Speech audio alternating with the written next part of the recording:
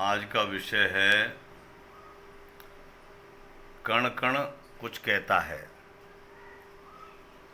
संसार की सब चीज़ें बोलती हैं, सुनती हैं और कहती हैं एवं सोचती हैं तथा अच्छे बुरे सारे तथ्यों को जानती हैं।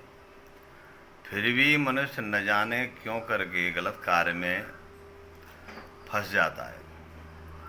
यह साफ और कुछ नहीं, केवल विचार का होना है। जैसी सोच वैसा ही होना है, जैसी होनहार है वैसा ही सोच का दायरा होता है। इसलिए सावधान होकर के सुनो कि तुम जो कर रहे हो वह तुम्हारी और हमारी गहरी सोच का दम है। आगे पीछे देखकर ही चलें। अपने विचार को यदि मूर्त रूप देना चाहते हैं तो एक ही विचार के केंद्र बिंदु पर ठहरना सीखो तथा अपने विचारों को लक्ष्य की ओर आदेश देना भी सीखो। अपनी विचार शक्ति के प्रवाह को देखना सीखो। ऐसा करने से विचार संगठित होकर के बड़े से बड़ा, असंभव से भी असंभव काम को कर सकते हैं। इसके लिए आपको निर्णय, साहस, उपयोग तथा निरंतरता की बहुत आवश्यकता है। कोई भी कार्य बिना निरंतरता के संभव नहीं हो सकता। यदि शक्ति न हो तो तीर कमान पर चढ़ ही नहीं सकता है तथा बिना लक्ष्य के या निर्णय के शक्तियों का नेतृत्व हो ही नहीं सकता है।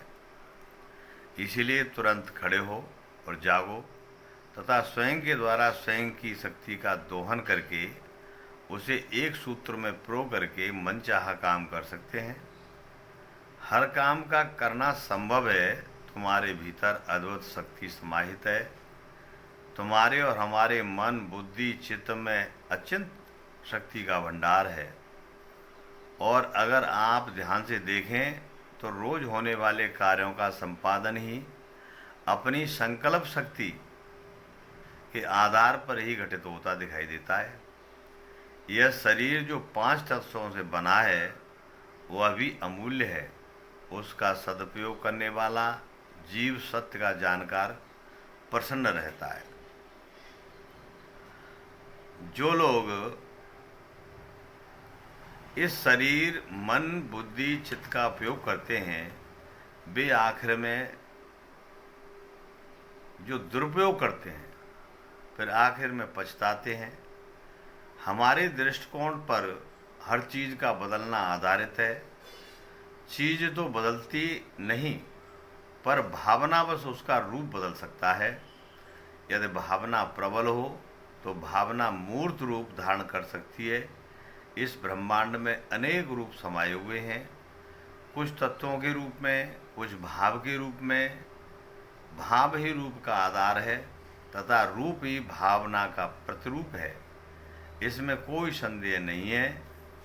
इसलिए संसार में जो शब्द बोया जाता है वही अनंत गुना होकर के वापस लौटता है।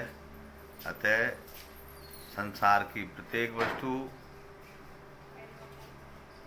समाहित है, वो लौट के आती है। नमस्कार।